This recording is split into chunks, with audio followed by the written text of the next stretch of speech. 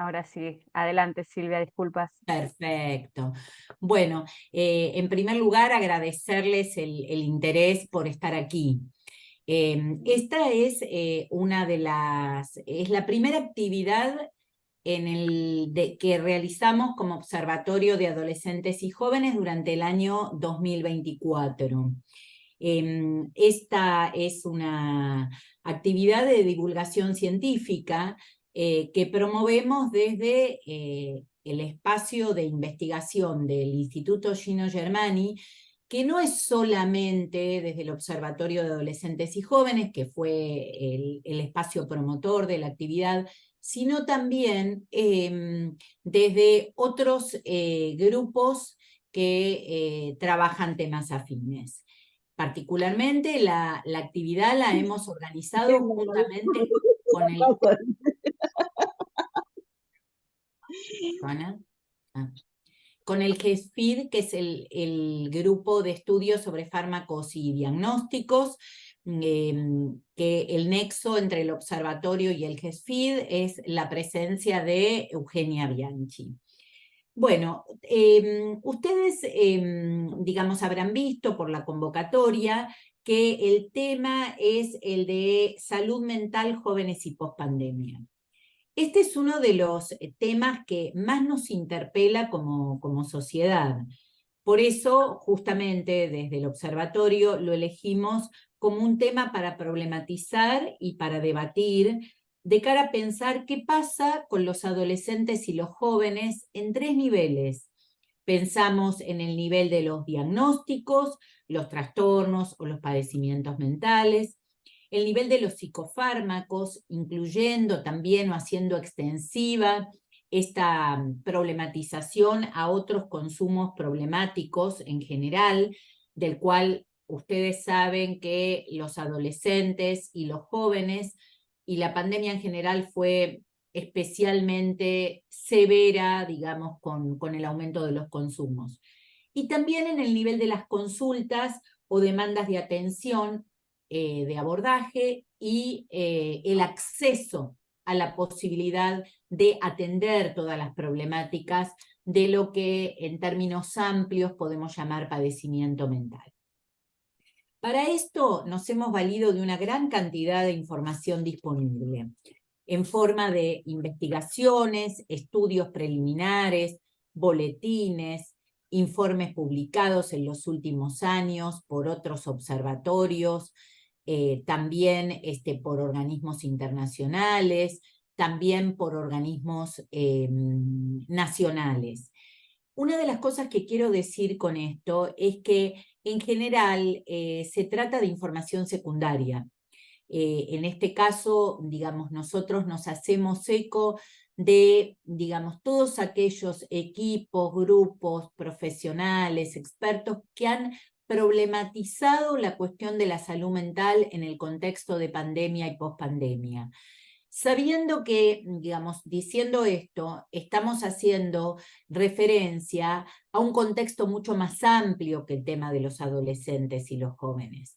No solamente adolescentes y jóvenes, pero creemos que justamente, y dado que estamos en un instituto de investigaciones de ciencias sociales, el tema de salud mental es transversal, digamos, y corta, digamos, a todos los segmentos en términos sociales y en términos etarios.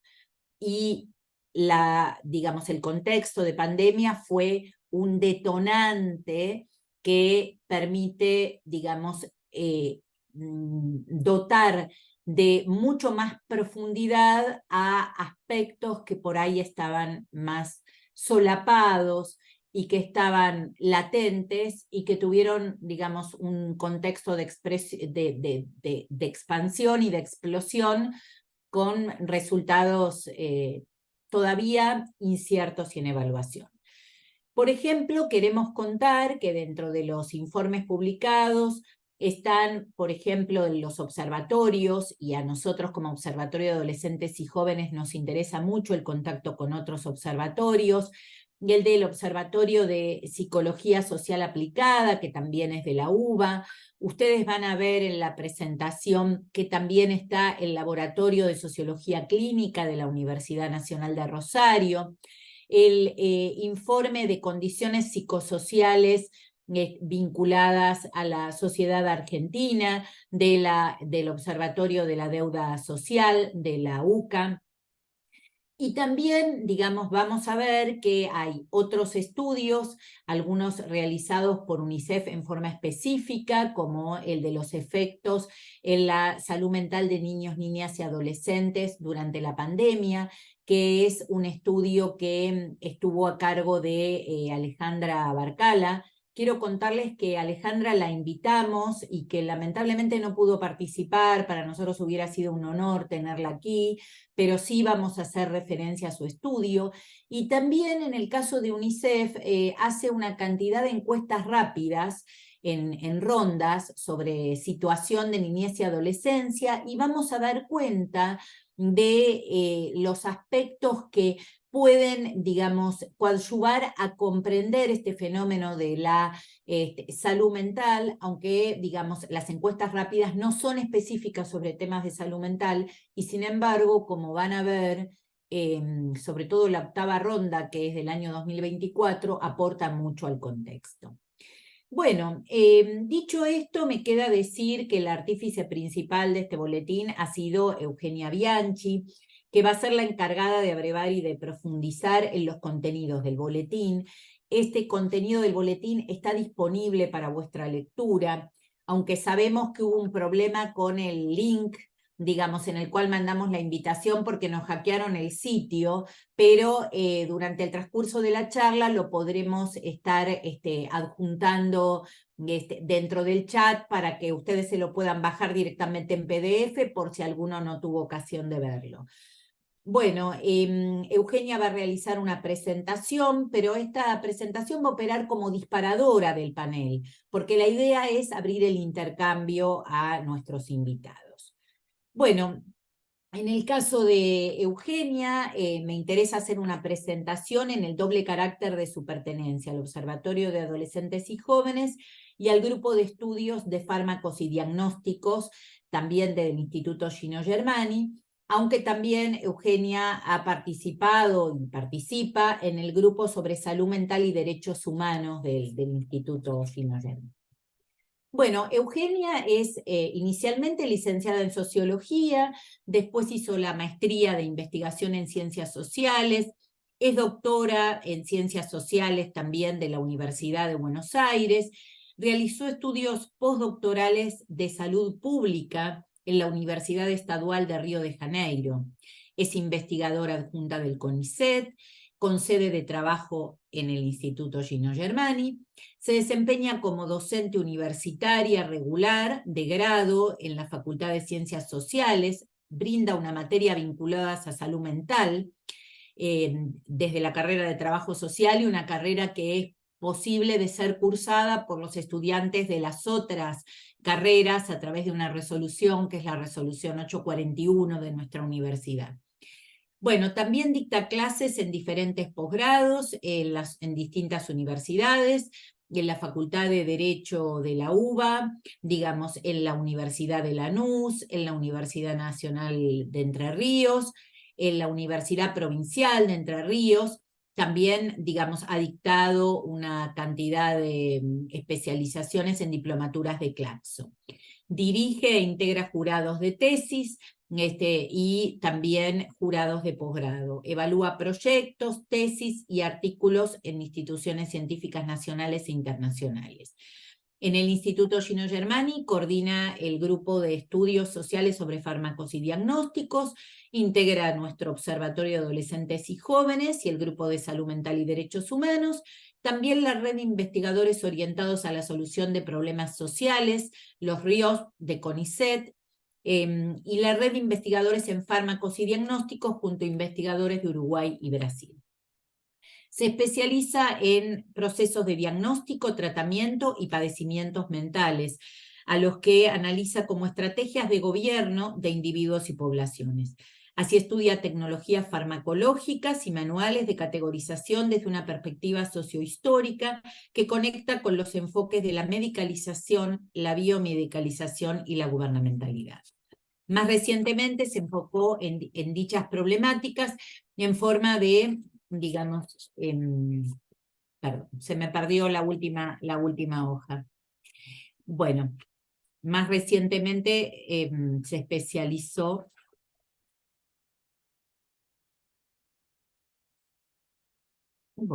en dichas problemáticas. Vamos a quedar ahí, Eugenia, desde perspectiva de farmacologización de la sociedad y sociología del diagnóstico.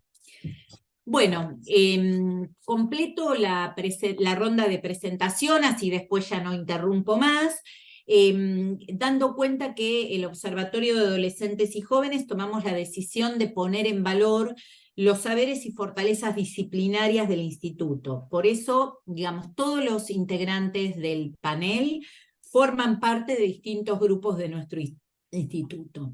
Así nos acompañarán en la presentación las doctoras e investigadoras Melina Vázquez, Ana Clara Camarotti, y quiero decirles que también, digamos, está invitado el doctor Pablo Bonmaro, que dependiendo cómo esté de salud, porque, digamos, ayer estaba engripado, participará, digamos, y bueno, si no puede participar, queremos decirle que ha sido muy activo en la divulgación de esta actividad, también desde su rol de investigador del Instituto Gino Germani y de secretario académico de Claxo. Bueno, me interesa empezar la presentación por la doctora Melina Vázquez. Melina es licenciada en Sociología, también, digamos, como Eugenia y como Ana Clara. Es magíster en Investigación en Ciencias Sociales, también, digamos, y después doctora en Ciencias Sociales. Es postdoctora en Investigación en Ciencias Sociales, Niñez y Juventud de la Universidad de Manizales, y Claxo es de la primera corte de graduación en el 2014. Es investigadora independiente del CONICET, también con sede en el Instituto Gino Germani, profesora en la carrera de Sociología de la UBA, dicta cursos y seminarios de posgrado nacionales en la UBA y en el IDES e internacionales en la Universidad de Manizales y en Claxo. Cocoordina el grupo de estudios de políticas y juventudes, que es el GEPOJU, con sede en el instituto, donde dirige a diferentes proyectos financiados. Es coordinadora del grupo de trabajo de Claxo, digamos, juventud, infancias, prácticas, políticas culturales, memorias y desigualdades en el escenario contemporáneo, equipo internacional integrado por investigadores de América Latina y el Caribe. Ha publicado artículos en libros, revistas nacionales e internacionales. Muy recientemente, en 2024, en coautoría publicó Nuevas generaciones en América Latina y el Caribe, Persistencias y emergencias de las desigualdades, aunque también hay otra cantidad de libros. Este libro, Juventudes militantes desde la recuperación democrática, Participación política, vida cotidiana y cultura, Jóvenes, Estado y acción colectiva, Lecturas generacionales de la política en contexto postpandémico. En 2021 había publicado Acciones colectivas juveniles durante la pandemia, y esto es un estudio comparado sobre repertorios de acción, formas de organización interna, representaciones sobre política argentina, entre Argentina, Brasil, Chile, Colombia, Ecuador, España y México en 2020 y 2021. Y también políticas públicas y participación de niños, niñas y jóvenes durante la pandemia desde un abordaje cualitativo entre Argentina y Chile 2020-2021. Bueno, el repertorio de publicaciones de Melina es enorme, así que imagínense si todo esto es de los últimos años, todo lo que además hizo para atrás. Bueno, en el caso de Ana Clara Camarotti, doctora en Ciencias Sociales, magíster en Políticas Sociales, especialista en Planificación y Gestión de Políticas Sociales, licenciada en Sociología por la Universidad de Buenos Aires. Desde 2012 se desempeña como investigadora independiente del CONICET, con sede en el área de salud y población, en el Instituto Gino Germani. Fue becaria de la Agencia Nacional de Promoción Científica y Tecnológica, allá por sus inicios. Se doctoró en el año 2008, obtuvo beca postdoctoral después del CONICET, también obtuvo en 2 oportunidades la beca Ramón Carrillo Arturo Ñatibia, que es otorgada por la Comisión Nacional de Salud Investiga del Ministerio de Salud de la Presidencia de la Nación, o bueno, sí, sigue siendo ministerio, bien. Participa desde el año 2012 como consultora externa de la Organización de Estados Americanos, desde 2014 como consultora de UNICEF Argentina y en 2019-2020 como consultora por la Unión Europea. Forma parte del comité académico del Instituto Gino Germani y también de la nueva maestría en salud pública de la Facultad de Medicinas de la UBA. Coordinó en varias oportunidades el área de salud y población y actualmente participa como miembro vocal de la Comisión de Ética del Instituto, de la Comisión de Ética, digamos, donde se pasan todas las investigaciones que requieren de la aprobación de un comité de ética. También forma parte del Comité de Ética del Hospital Nacional en red especializado en salud mental y adicciones, Laura Bonaparte. Desde 2015 dicta clases en el posgrado de Sociología de la Salud, es docente del Programa de Educación Internacional Argentina, Salud Pública en Ambientes Urbanos. En 2021-2022 dirigió en la provincia de Neuquén la Diplomatura de Prevención de Consumo Problemático de Sustancias Psicoactivas, Herramientas y Desafíos para la Acción Educativa, que cuenta con el aval de la Facultad de Ciencias Médicas de la Universidad de Buenos Aires. Desde 2022 también en la residencia interdisciplinaria del Hospital Nacional en Red Laura Bonaparte. Coordina materias de metodologías cualitativas para la investigación social en salud, herramientas teórico-prácticas. Bueno, en síntesis, como ven, es una súper experta. En el caso de Pablo, si Pablo llega a ingresar, lo presentamos. Mientras tanto, no quiero abrumarlos con más información. Simplemente comentarles, antes de darle la palabra a Eugenia, que con este boletín daremos inicio a la promoción, digamos, de divulgación sobre temas candentes que afectan a niños, niñas y adolescentes y jóvenes en nuestro país. Y, digamos, con estas presentaciones pretendemos promover debates informados que eventualmente puedan ser de incidencia técnico-política desde nuestro lugar de producción de conocimiento y nuestro potencial de agregar valor agregado, digamos, a los datos y a la información que nos inunda, nos circunda y muchas veces también nos confunde. Y muchas veces deliberadamente buscan que nos confundan. Entonces, nosotros tenemos una obligación, digamos, todos como investigadores, digamos, de restituir el sentido, digamos, de lo que debe ser, digamos, debates informados. Dicho esto, les cuento, así como un chivo, digamos que el próximo boletín va a ser sobre punitivismo legislativo y la cuestión penal juvenil. Bueno, la dinámica es que cada expositor va a tener 20 minutos y después daremos lugar a un intercambio con ustedes. Bueno, Eugenia, sus 20 minutos. Bueno, muchas gracias Silvia por ponernos en autos también de toda esta tradición que ya tiene el observatorio en presentar boletines, que yo no me voy a extender, pero para quienes ya vienen siguiendo los monitoreos del observatorio, los pronunciamientos y demás actividades, es una práctica regular en el observatorio emitir boletines que remitan publicar boletines que remitan a las distintas áreas de interés, y aquí están compañeros y compañeras del observatorio que representan cada una de esas áreas, así que más allá de lo que planteaba Silvia sobre el próximo boletín, también están, hay otros intereses sistemáticos que abarca el boletín, que tienen que ver con migraciones, con educación, también con cuestiones de punitivismo, pero también otras agencias de control. Así que bueno, aquí están los compañeros y las compañeras del observatorio también participando y con este interés de poder transversalizar, ¿no? Las temáticas para acompañar una idea lo más integrada posible respecto de qué está ocurriendo con los jóvenes, las jóvenes, los jóvenes y adolescentes en el país. También quiero agradecer, hay algunas personas, está Sofía ahí representando al GESFID, así que también gracias por estar acá. Nadia también, que la veo, y demás. ¿Ya puedo compartir pantalla? Debe ser que sí, ¿no?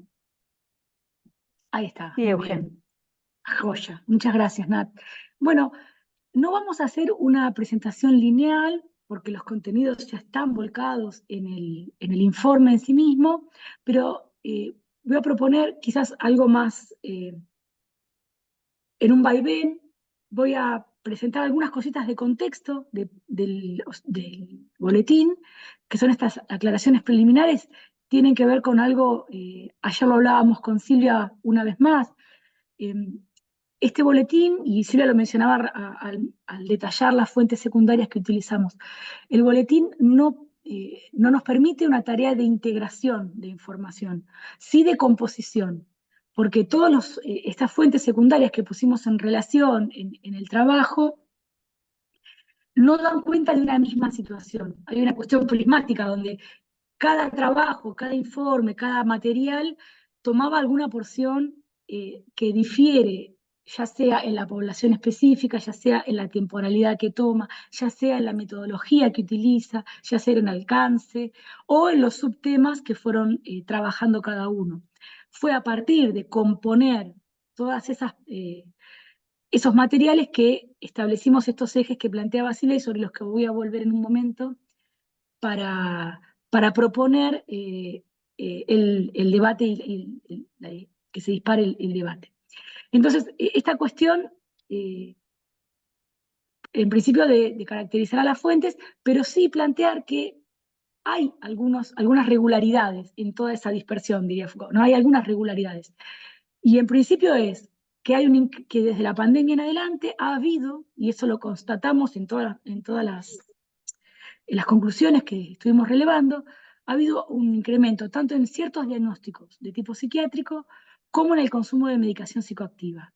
Esto vale para población general, pero también tiene su caracterización en algunos de los informes para el grupo etario que nos interesa a nosotros aquí trabajar.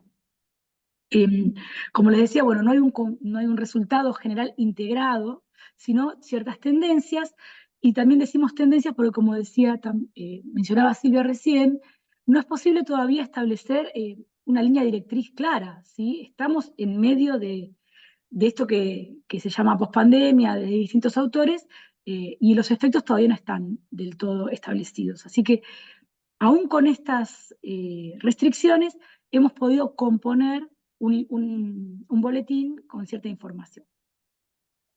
Esto ya lo mencioné.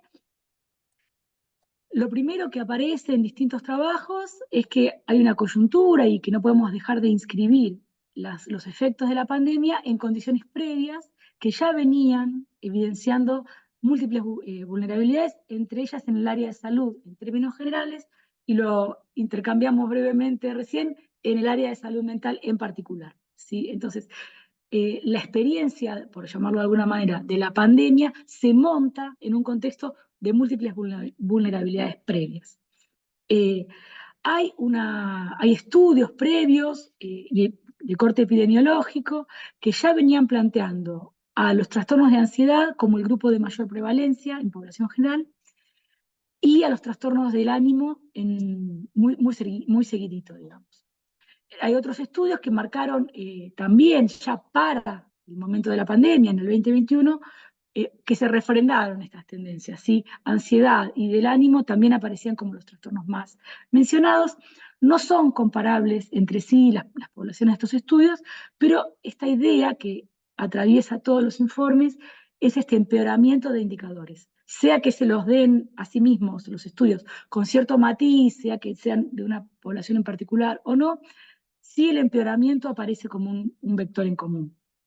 Y eso sería uno de los puntos que podríamos rescatar. Yo lo que quiero plantear, antes de continuar con información, dicho esto más en términos generales, es hacer un salto a las conclusiones que nos dimos como observatorio de todo esto, para después retomar los datos que son siempre más parciales, porque es necesario hacer un cierto salto en lo que planteaba Silvia, así que voy a pasar, y después retomo. Nosotros planteamos, y Silvia lo mencionó, que elaboramos 4 ejes: el de los diagnósticos, el de los fármacos, el de las consultas, y uno que es más hipotético todavía, es para seguir trabajando a partir de encuentros como este, que tiene que ver a la relación entre crisis, pandemia y salud mental. En relación al primer eje, que es el de los diagnósticos, lo que se documenta en todos los informes que trabajamos, que Silvia detalló, son que ya aparecían en general tanto depresión como ansiedad como diagnósticos más recurrentes, ¿sí? Desde antes de la pandemia.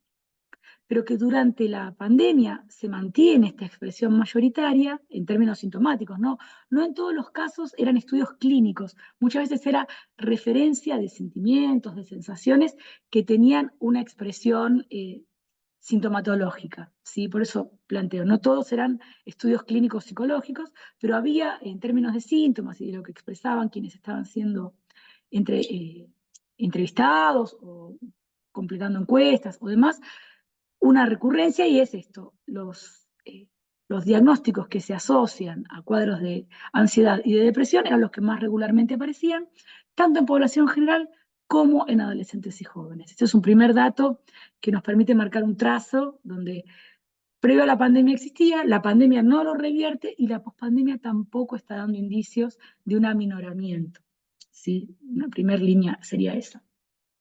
En relación a los psicofármacos, lo que documentamos es que hay un incremento tanto en ventas como en consumo de medicación psicoactiva, y también el proceso no da indicios de haberse revertido hasta el momento, por eso vale la pena seguir monitoreándolo, especialmente cuando lo que nos interesa es la población de jóvenes y adolescentes, ¿sí? Y acá creo que hay otro punto de concordancia para poder plantear en el intercambio. Vamos dejando a los mojones, ¿no? En relación a diagnósticos, en relación a psicofármacos. En relación a consultas y accesibilidad, este es uno de los puntos más severos de lo que muestran los datos, y es que hay distintos estudios muy categóricos en señalar que antes de la pandemia, durante y en la denominada pospandemia, las personas no acuden a la consulta en igual proporción a la identificación de síntomas. O sea, hay claro registro de cierta sintomatología, no necesariamente en términos de diagnósticos, pero sí de sintomatología, y eso no deriva linealmente en que acudan a la consulta, aun cuando entienden que lo necesitan. Esto nos parece que es algo importante para monitorear también en población de jóvenes y adolescentes, porque no es que no hay registro, el registro existe, no se acompaña o no se deriva en una consulta, en acudir a la consulta. Y en el caso de jóvenes y adolescentes, los informes de CONSAJU, sobre los que si llego hablaré, y si no están volcados en el boletín, esto es especialmente relevante para tener en cuenta, porque es un desacople que lo que marca es, lo hablamos fuera de encuentro, lo que viene a marcar es una insuficiencia y en algunos casos una ausencia de dispositivos y de espacios adecuados y de profesionales capacitados para dar cuenta de la especificidad del tratamiento o de la, digamos, de la recepción de consultas de parte de jóvenes y adolescentes. Esto sí es algo muy fuerte que marcan los informes, distintos informes. Y por último, esto es todavía en términos hipotéticos, pero ya hay información que lo va planteando en estos términos y desde ahí lo recuperamos. Hay una suerte de línea que permite trazarse desde la crisis del 2001-2002, ¿no?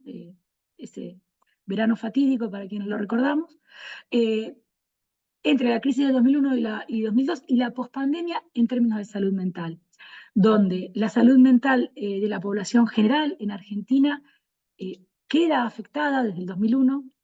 Hay estudios de la UCA que marcan recurrencia en indicadores malos en términos de salud mental desde 2004, o sea, la pandemia, o sea, vamos a hacer la línea completa.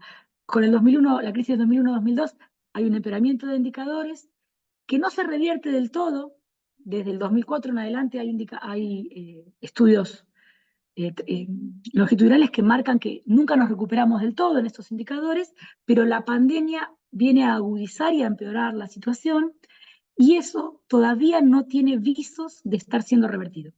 ¿Sí? La crisis nos afectó, la crisis del 2001-2002 nos afectó, los indicadores nunca lograron remontar, y la pandemia viene a empeorarlos, todavía sin visos de recuperación. Esto lo vamos a ver después. Esos serían los 4 ejes que nos interesó articular durante, digamos, en las distintas instancias del boletín. Y lo que sí quería plantear, más allá de los informes parciales, son 2 elementos que no incluimos en el boletín. Esperen que ya lo encuentro. Por un lado, este informe de UNICEF, que venía a dar cuenta de los efectos de salud mental en niñas, niños y adolescentes, fue dirigido por Alejandra Barcala, y tiene algunas conclusiones que nos permiten vincularlo con el trabajo que venimos realizando de monitoreo, y es que el trabajo liderado o dirigido por Alejandra tuvo distintos ejes, distintos planos, que incluyeron vínculos familiares, efectos de la pandemia en salud mental, en escolaridad, en emociones y sentimientos, y en percepciones sobre el futuro, que es un elemento que lo estuvimos conversando antes de abrir la sala, y creo que va a volver a aparecer en la discusión o en el debate. Hay algo que se marca en este informe, y es que el 54% de las y los adolescentes refirió vivencias asociadas a la pérdida de intimidad y autonomía, en contextos en los que las condiciones de vivienda y la cantidad de personas convivientes en espacios comunes, sumado a la prohibición de encontrarse con grupos de pares, produjeron un incremento en conflictos intergeneracionales, y eso tiene una expresión sintomática. Yo no diría en términos de salud mental como diagnósticos acabados, pero tuvo una expresión sintomática que vamos a ver reverberar, por decirlo de alguna manera, en algunos indicadores que Ana Clara mencionaba, el tema del suicidio, o los intentos de suicidio, es uno de los planos en los que se ve, en sintomatología ansiosa y depresiva reagudizada. El informe de Alejandra, dirigido por Alejandra, tiene otros elementos, pero quería mencionar esa cuestión, no como el encierro y la cuestión intergeneracional agudizó algunas cuestiones. Y otro informe que quiero mencionar, que no estuvo incluido por una cuestión temporal, nuestro boletín abarca hasta abril, y esto fue a posteriori, es las rondas de UNICEF que son regulares, y que acá menciono, la 6ª ronda y la 7ª, sí mencionaban aspectos de salud mental, en términos de alteraciones del sueño, retrocesos en los indicadores, en cierta reagudización, como les decíamos, de lo que llaman indicadores socioemocionales, angustia, depresión y demás, pero la 8ª no está expresada en términos de salud mental, pero ya nos abre una puerta para tener en cuenta. La 8ª ronda salió hace muy poquito, la publicación, y tiene aspectos presupuestarios y algunos otros aspectos que quiero simplemente señalar para contribuir al diálogo. Por un lado, la ejecución presupuestaria. Se mantiene el programa de la UH y de la AUE, incluso se incrementan en términos reales, y ese aporte es el que viene a, podríamos decir, a apuntalar las políticas respecto de este sector poblacional. Sin embargo, el resto de las partidas que derivan del presupuesto nacional y que tienen algún componente aún transversal en niñez, tienen o subejecución o suspensión. Acá anotamos o una ejecución todavía muy baja para el momento del año en el que estamos, digo, distintas formas de no envío de fondos, ¿no? Construcción de centros de desarrollo infantil, acá es uno, ejecución del 0% al momento, al igual que de obras de mantenimiento en el Hospital Garrahan y mejoramiento de calidad educativa. Esperen que tengo una barrita que me está molestando la lectura, a ver si la puedo sacar. No puedo, no importa. Infraestructura y equipamiento, esperen que se me corre. ahí está. Infraestructura y equipamiento educativo tiene un 2% de ejecución, fortalecimiento edilicio en jardines 6%, comedores escolares solo 12%, y el plan de primera infancia 17%.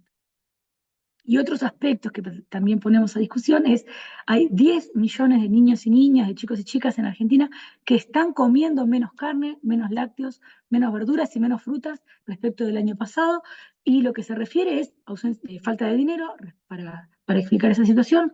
A la vez hay un aumento en la ingesta de fideos y harinas, que son más económicos y funcionales, pero tienen menor valor nutricional, y esto se da en un contexto en el que los ingresos de casi la mitad de los hogares de niñas y niños no cubren los ingresos básicos de alimentación, salud y educación, y esta última ronda plantea que más de 1 millón de niñas y niños deja de comer alguna comida, desayuno, almuerzo, merienda o cena por falta de dinero, y algo que todavía quizás no se esté reflejando con la suficiente severidad, pero que ya está siendo referido en estas rondas, y es que 7 de cada 10 hogares en los que estas restricciones se están manifestando, la persona a cargo se encuentra desocupada. Perdón, se encuentra ocupada aun cuando sea de manera informal.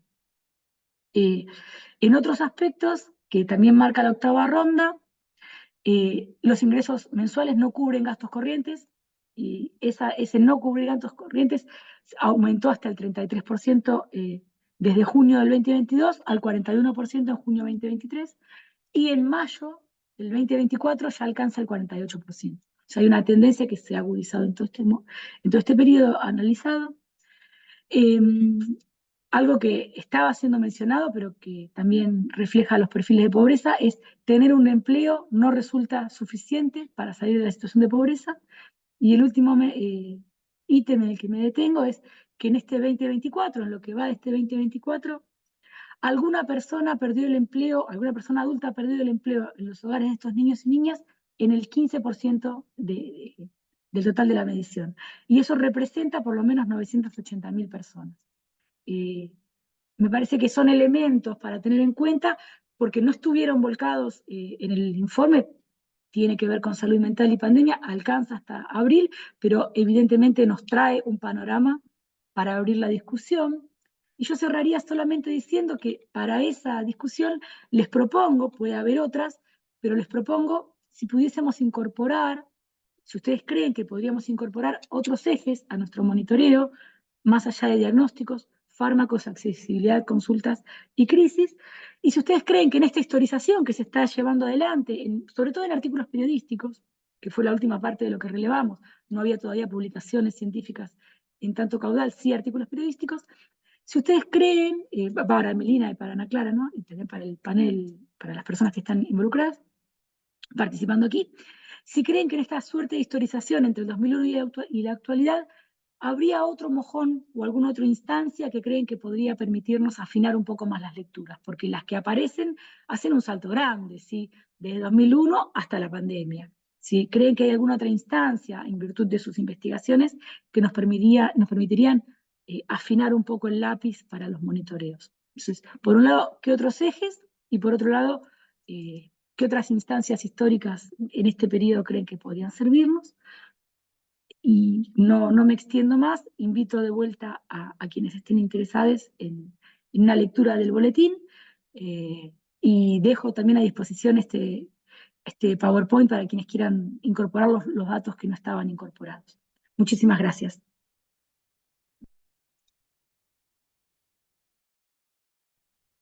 Bueno, muchas gracias, Eugenia. Entonces, bueno, después de esta presentación disparadora, le damos la palabra a Ana Clara Camarotti, que ya la presenté. Ana Clara, tus 20 minutos. Muchísimas gracias. Bueno, gracias por la invitación. Me parece súper interesante poder darnos este espacio para reflexionar un poco en torno a la pandemia, que uno siente por momentos que ponemos piloto automático y que pasó hace tantísimo tiempo y que nada de esto queda, ¿no? Entonces, poder revisar, y me obligó esta invitación a revisar algunos datos, algunos estudios que habíamos hecho durante la pandemia, volver a leer estos informes, digo, me parece súper interesante porque nos hacíamos tantas preguntas en el tiempo que teníamos de pandemia Y creo que algunas de esas pasaron sin respuesta y que no las estamos recuperando, entonces me parece un lindo ejercicio, por un lado. Y por el otro lado me parece también un lindo ejercicio esto de, tenemos tanta información, un poco lo que decía Silvia, que a veces estamos súper desinformados. Entonces también darnos un espacio para debatir, pensar, sintetizar toda la información que está dando vueltas por momentos, ¿no? Entonces, yo hice el ejercicio un poco en la línea que estaba planteando Eugenia. Tomé justamente los ejes de análisis y traté de reflexionar y de pensar yo qué podía agregar en esos ejes. Pero bueno, antes un poco pensaba acerca de esto de lo que la pandemia nos dejó y el foco puesto fuertemente en los agravamientos en los padecimientos de salud mental post-pandemia, ¿no? Que es un tema que a mí me está dando vuelta en la cabeza. Yo estoy especializada en consumos problemáticos de drogas, es un tema que viene de la mano y que más que nunca se me está como imponiendo todo el tiempo en las cuestiones de investigación. Entonces, por eso me parece interesante. Entonces, me gustaría recuperar el diagnóstico un poco que trae el informe del observatorio, que es el diagnóstico de situación que marca 4 puntos, con los cuales estoy completamente de acuerdo, ¿no?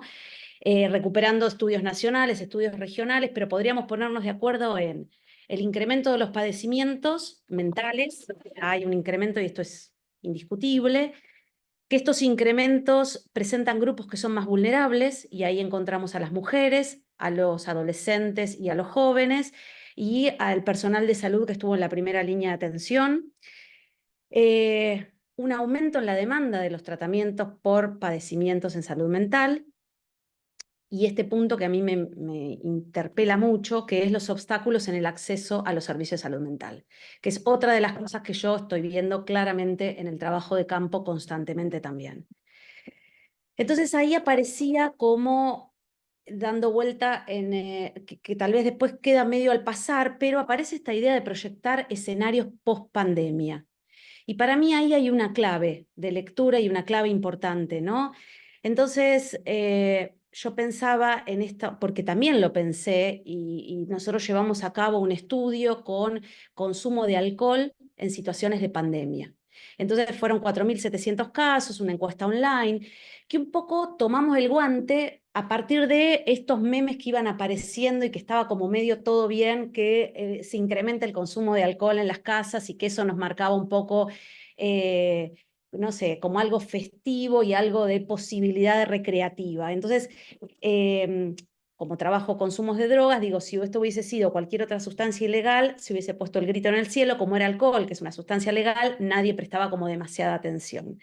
Entonces salimos a investigar un poco acerca de si realmente había crecido el consumo, si, o dentro del grupo, porque digo, nosotros llegamos a estos 4.700 casos, que son muchos, pero de un público específico, porque, por ejemplo, 6 de cada 10 tenían estudios universitarios o terciarios completos, que es lo que ocurre, que es una población de sectores más altos, con mayores niveles de instrucción, que son los que acceden muchas veces a las encuestas online. Entonces, bueno, tiene este sesgo, esta muestra, pero también tiene una posibilidad que es una clase media porteña de Argentina, que es de sector medio, que ha pasado en algún momento por la universidad y que es una población bastante poco estudiada. Nos encargamos muchas veces de estudiar a los sectores más bajos en los consumos de drogas, y a los sectores medios, medios altos están muchísimo menos investigados. Entonces, en ese sentido, puede arrojar algún dato interesante. En ese sentido, bueno, 2 datos, ¿no? Algo que tiene que ver con que los más jóvenes eran los que no habían aumentado el consumo, porque no tenían asociación, no podían salir, no se encontraban con otros jóvenes, la necesidad del encuentro para poder consumir alcohol, y los que más habíamos aumentado, los que decíamos que más habíamos aumentado nuestro consumo en la ingesta de alcohol, tenía que ver con los adultos, ¿no? Y fundamentalmente las edades entre 35 y 44, y 45 y 54 años. Esos eran los que más habían aumentado el consumo. Y cuando les preguntábamos por qué habían aumentado el consumo de alcohol, era o porque habían dejado de trabajar y se encontraban como un montón de tiempo libre, o porque habían reforzado su jornada laboral y una u otra llevaba a que justifiquen que de ahí venía el aumento en sus consumos de alcohol. Todo este cuento un poco para decir, la idea que ahí nos rondaba era, bueno, ¿cómo volvemos después de la pandemia? ¿Cómo volvemos? Y planteamos justamente esta idea de escenarios pospandémicos. Y ahí lo que pienso, que es algo de lo que trabajo e investigo, es el tema preventivo. Entonces, ¿cómo hacer para que la vuelta a la apertura de los espacios de diversión, de un montón de cuestiones, hagan que nos sirva para pensar políticas preventivas en estos aspectos? Bueno, bastante poco de esto se llevó a cabo, ¿no? Es como que no hubo mucho registro y muchas acciones preventivas post pandemia. Bien. En ese sentido, ¿no? Lo que yo pensaba era un poco en esta idea de los escenarios pospandémicos, sí, los cambios que produjo la pandemia me hacen pensar en esto, si las respuestas que nosotros veníamos ofreciendo son adecuadas, son suficientes, si la pandemia nos está generando la necesidad de establecer nuevas respuestas para la atención en salud, ¿cuáles? Si nos quedaron aprendizajes de la pandemia, cuáles fueron esos aprendizajes, y en este sentido me anticipo a decir que la telemedicina o las respuestas comunitarias dadas por los sectores populares en temas de acompañamiento de pares son respuestas súper interesantes que tenemos que tomar, que tenemos que recuperar. Y después también, bueno, por esta cuestión del oficio y un poco inspirada también por el boletín, ¿qué estudios estamos necesitando? ¿Qué otros datos nos están faltando? ¿Qué información no resulta suficiente?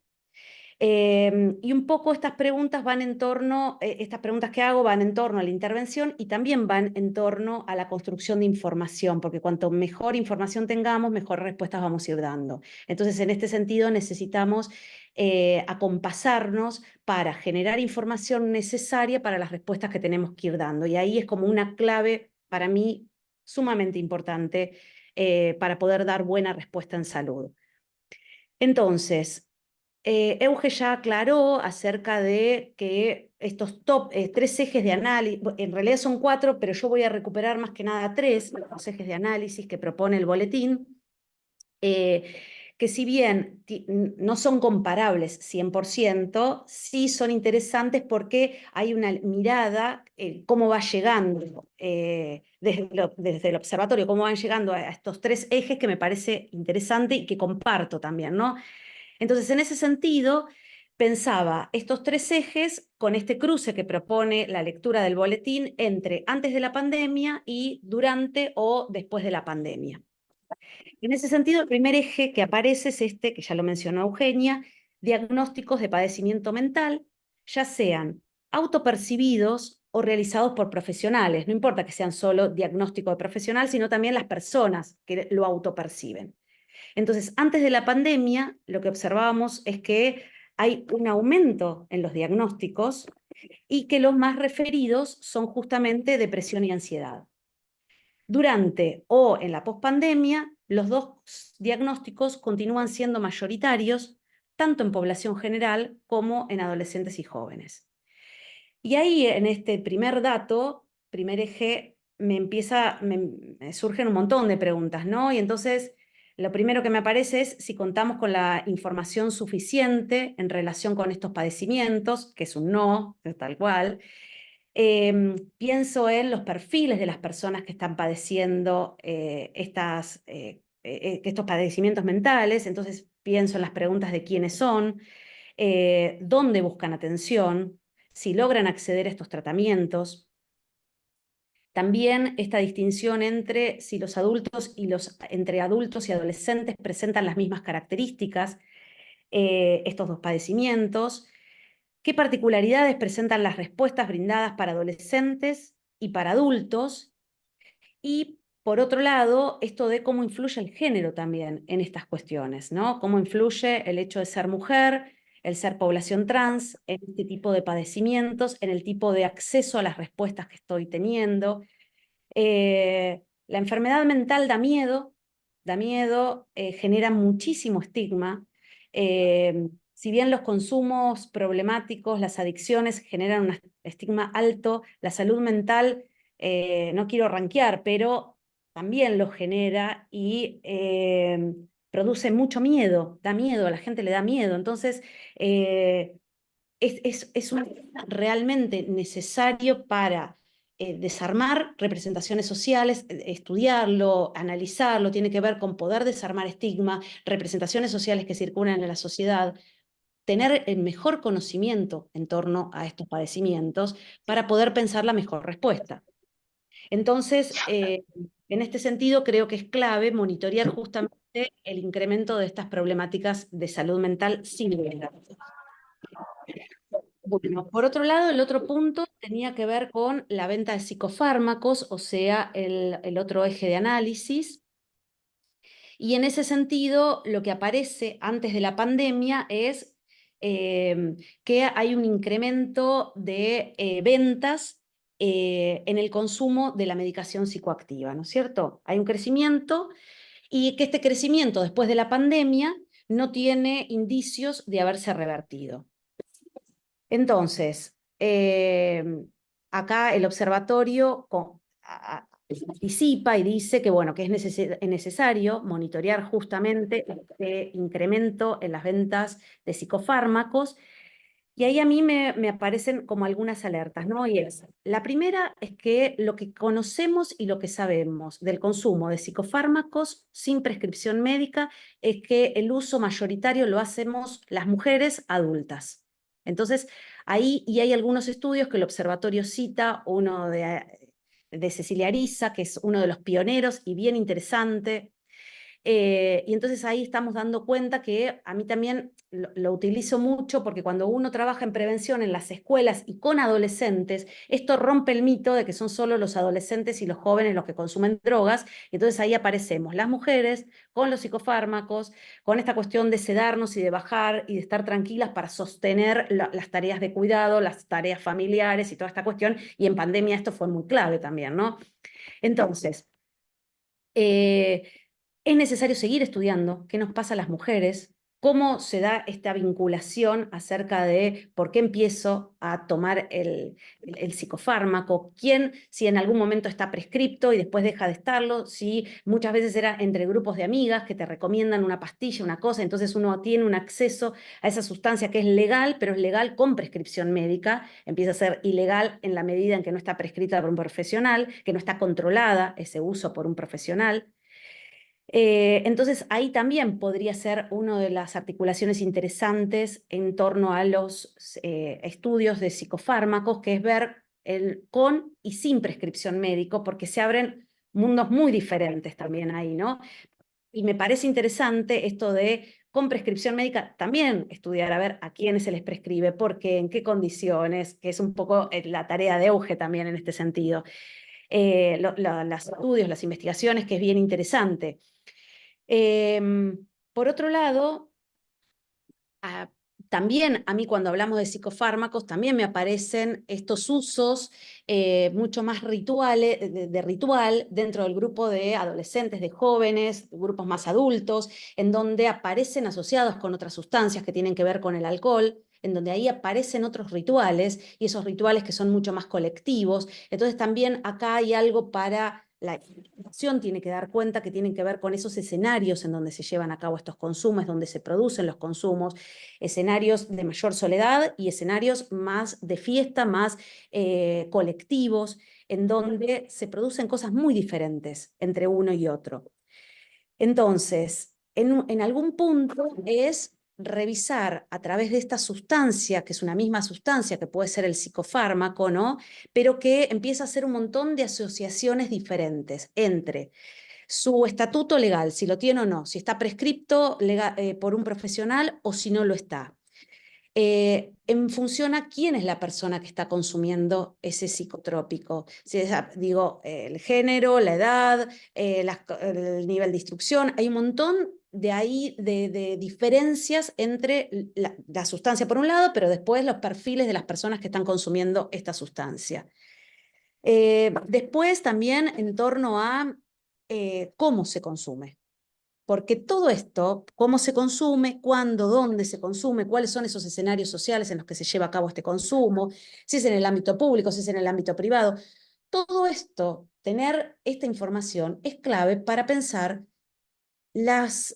primero para entender la cuestión, poder comprenderla, poder brindar, y en dos líneas, ¿no? de intervención, poder brindar buenas líneas preventivas, pero que no sean un no a la droga, digo, que sean prácticas pensadas para grupos poblacionales específicos, con rituales claros, con sentidos y significados en torno a esas sustancias diferentes, porque tal vez podemos poner dos grupos sociales que consumen un mismo psicofármaco y son completamente distintos. Entonces, la necesidad de justamente de intersectar todos estos ámbitos. Eso es una de las claves para también pensar mejores respuestas, porque si no, ¿a quién le estamos llegando? ¿Con qué mensaje preventivo? ¿Con qué respuesta?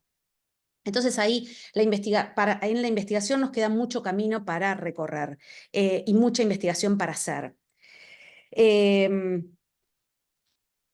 Bien, bueno, y por último, el tercer eje de análisis que tiene que ver con justamente las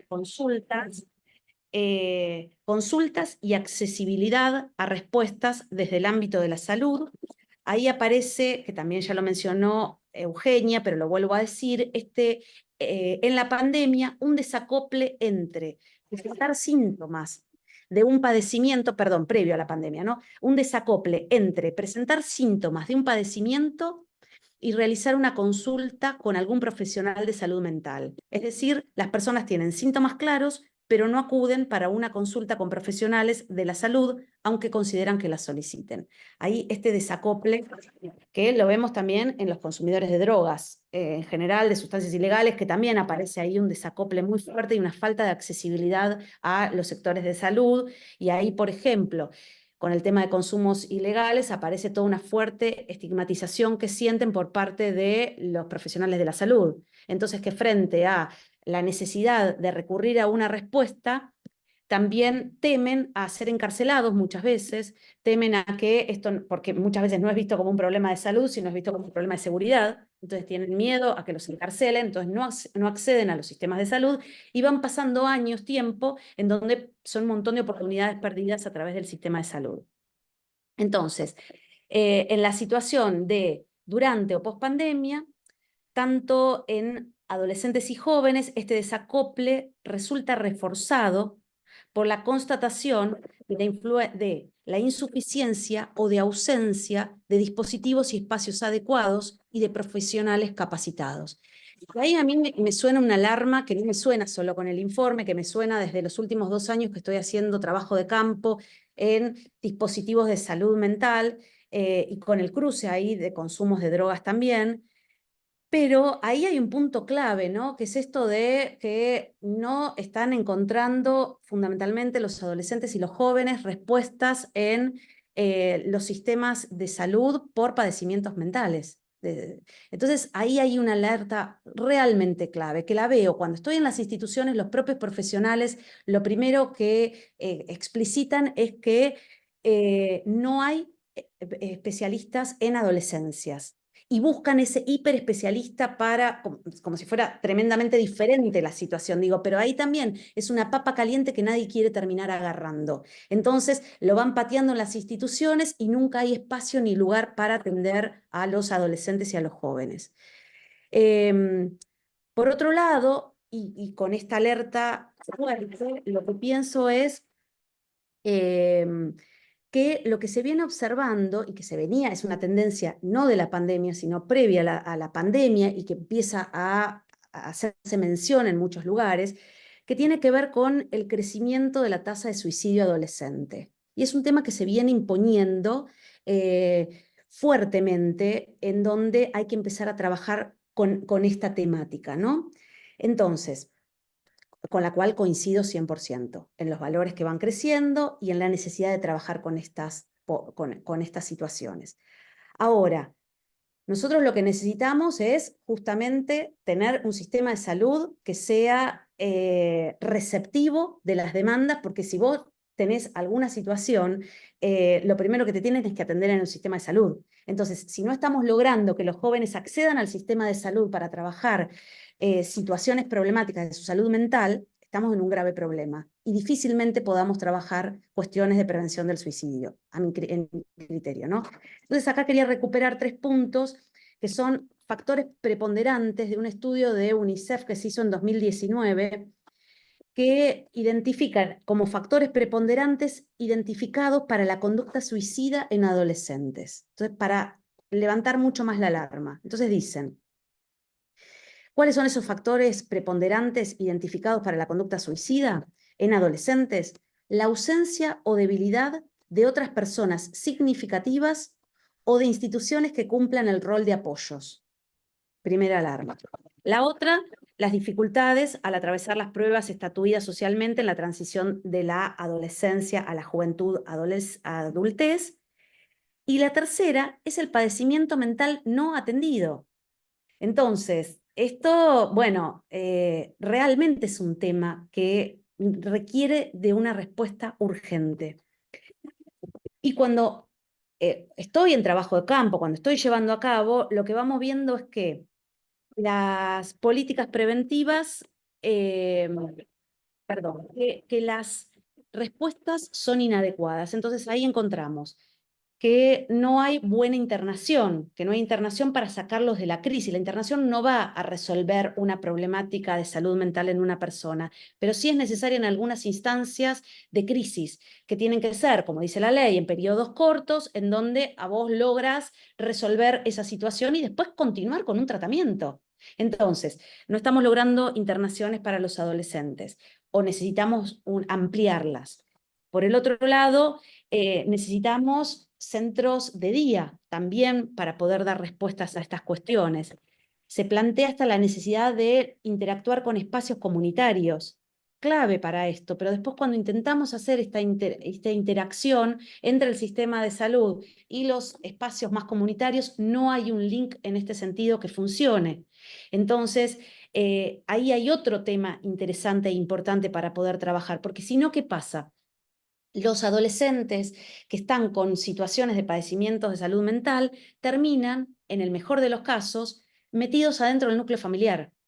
Y la única respuesta que terminan encontrando tiene que ver con su propia familia. Y sabemos el desborde que esto produce. Cualquier persona que tuvo alguna persona con enfermedades crónicas, con lo que fuere, es una situación realmente de alta complejidad, en donde necesitamos otras manos, en donde necesitamos otros vínculos. Y en este sentido quiero traer, para no tirar todo para abajo, una buena práctica, que es con la que me topé ahora durante este año y que yo ya venía trabajando con ellos, que son los curas villeros, y ellos tienen un dispositivo que tiene que ver con justamente el cruce entre salud mental y adicciones. El espacio se llama Suma y Simi y trabaja desde lo comunitario las cuestiones de la resolución de las problemáticas de salud mental en determinados jóvenes. Entonces, lo que hacen es abrir un abanico de posibilidades y una red, porque lo que ellos dicen es, lo primero que está dañado acá tiene que ver con el lazo social.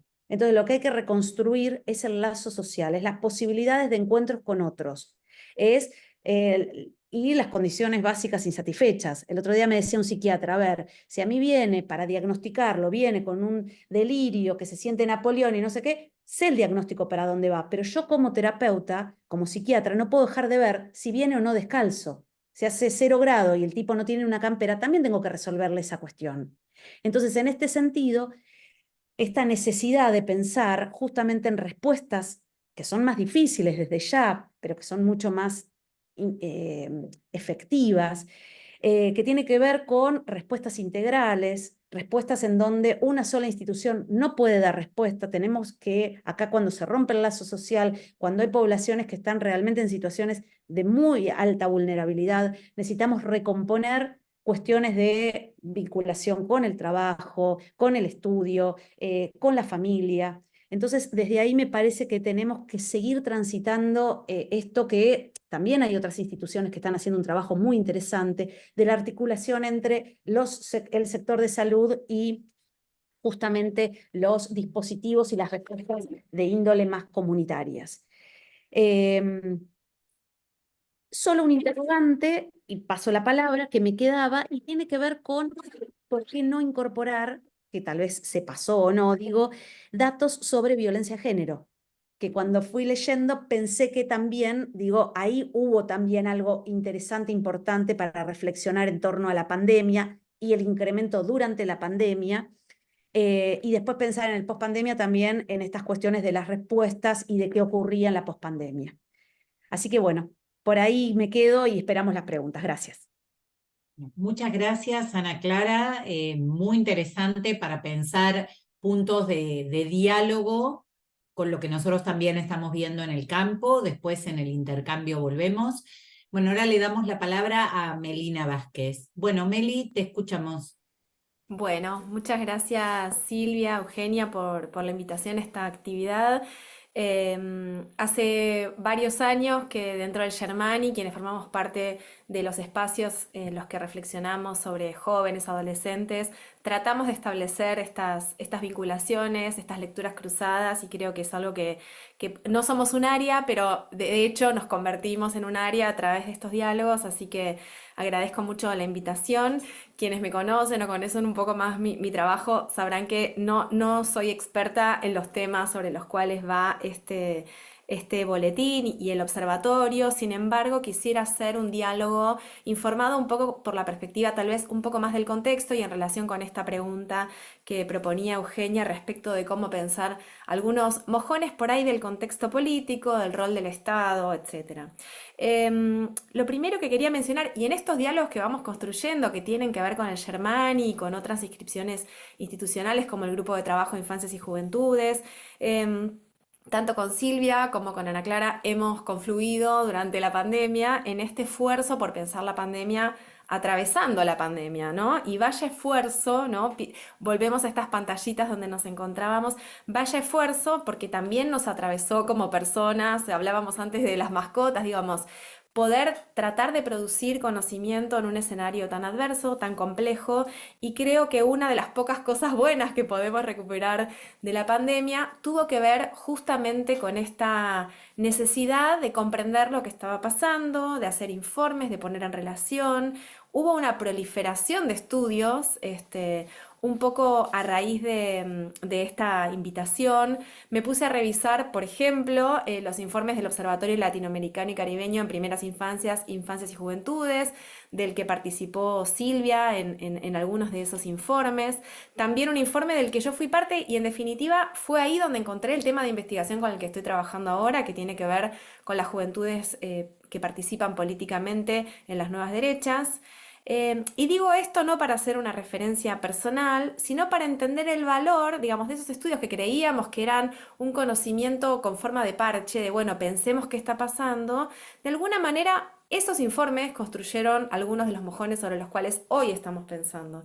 Y en ese sentido, quiero reivindicar el valor de este boletín, porque en esa dispersión que propusieron tantos informes, ¿no?, la necesidad también de volver a articular, de recapitular y poner el acento en cuál es la agenda, ¿no? Creo que buena parte de esos informes, como bien muestra este boletín, nos muestran cómo llegamos, cómo estábamos durante la pandemia, y creo que hay una pregunta que surge un poco a partir de este diálogo y que el propio boletín también sugiere, que es cómo seguimos, y la cuestión de la coyuntura vuelve a ser relevante. Si en la pandemia teníamos el desafío de pensar cuáles eran las agendas, cuáles eran los temas, cómo habíamos llegado y cómo estábamos atravesando la pandemia, hoy nos encontramos en una coyuntura que también requiere pensar cómo seguimos, no solo desde el voluntarismo, no solo desde la investigación académica, científica, la transferencia y los diálogos, sino cuáles son las condiciones objetivas para que buena parte de esos diagnósticos encuentren asidero en un momento donde el lugar del Estado está fuertemente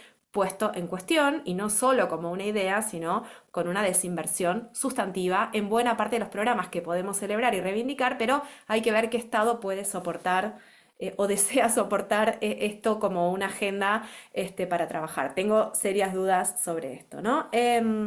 En ese sentido, y revisando un poco de algunos informes, incluso alguno que hemos participado junto con Ana Clara, el informe sobre la juventud argentina, nos hablaba de muchas cuestiones, ¿no? Pensando en estas agendas que nos permitieron pensar los informes, y pensaba incluso trabajos que se hicieron en el Germani, como por ejemplo Silvia Tapia, el informe sobre jóvenes en casa, María Maneiro, que propuso pensar la cuarentena en el conurbano, el trabajo de Daniel Jones y Ana Clara sobre los consumos de alcohol que ella misma mencionaba hace un rato, la cuestión en materia de salud del acceso a los métodos anticonceptivos para jóvenes y adolescentes, algo tan relevante para poder entender qué pasa cuando el acceso al Estado, aunque estén las herramientas, aunque estén las políticas públicas, el acceso, ¿dónde encontramos al Estado, ¿no? Los síntomas psicológicos asociados con la cuestión de la salud mental, ¿no? Sin lugar a dudas, los suicidios que aparecieron y permitieron construir una agenda muy importante, la feminización de la crisis, de los cuidados y de la pobreza, el problema de la violencia intrafamiliar, el problema de las agendas de salud sexual asociada, como decía antes, a los métodos anticonceptivos y al aborto, ¿no? Que finalmente durante la pandemia, gracias a la ley IVE, se convirtió en legal, pero como siempre sabemos, no alcanza con las leyes, no alcanza con las normativas, sino que siempre es muy importante poder problematizar el acceso, sobre todo en tiempos de pandemia, ¿no?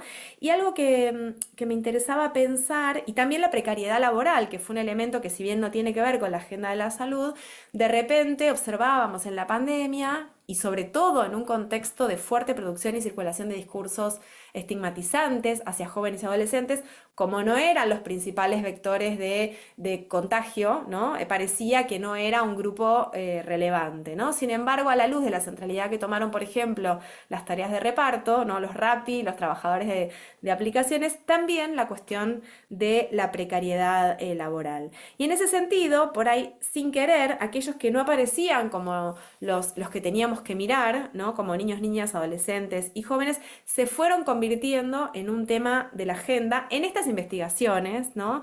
En una agenda, en una conversación pública que está informada por buena parte de estos informes, ¿no? Y de alguna manera me interesaba retomar esto que propone el informe en su primer párrafo, ¿no? Tomamos como premisa la idea de que el COVID no es un agente biológico, sino sobre todo un agente de transformación social. Y yo creo que la pandemia, sin lugar a dudas, se convirtió en uno de los hitos, no solo en materia de salud pública, de salud mental, sino en uno de los hitos políticos más relevantes para poder entender las derivas y sobre todo el presente, ¿no?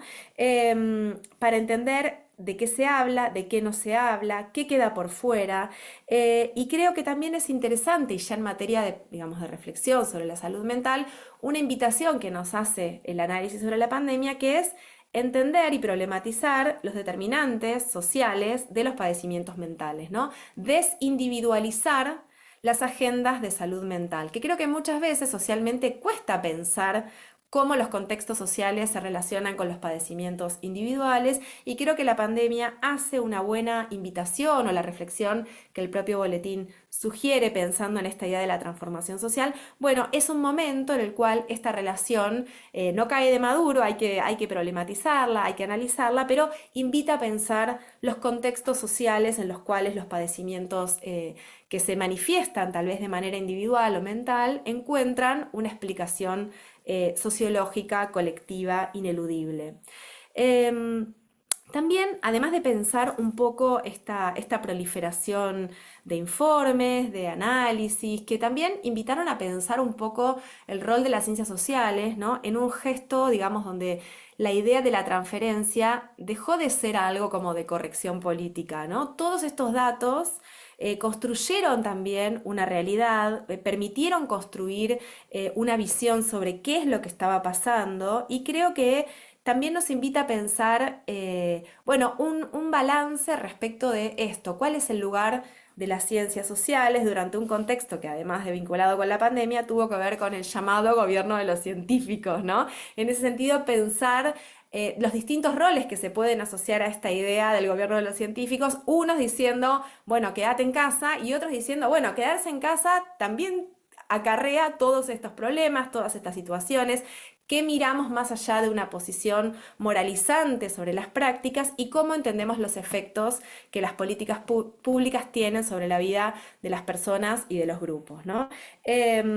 Por eso para mí siempre fue tan interesante esa reapropiación que hicieron los movimientos sociales de la consigna "Quédate en casa", como "Quédate en tu barrio", ¿no? Pensando cómo la dimensión de la trama colectiva vuelve necesaria la pregunta sobre cómo se puede tramitar una pandemia de acuerdo con las desigualdades sociales, generacionales, de clase, de género, con las que inevitablemente tenemos que pensar realidades como esta, ¿no?